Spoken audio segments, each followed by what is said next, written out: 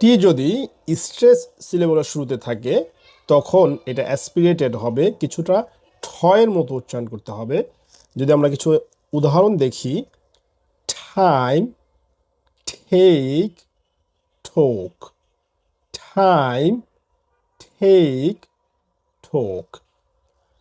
টি যদি এস এর পরে আসে এটা ঠয়ের মতো উচ্চারণ হবে না, কিছুটা টয়ের মতো উচ্চারণ হবে। যেমন স্টে, স্টক, স্টাম্বল।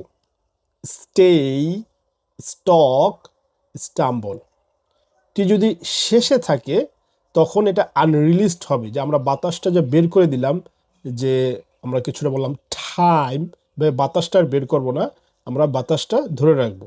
যেমন খ্যাট, ব্যাট, ম্যাট, খ্যাট, ব্যাট, ম্যাট।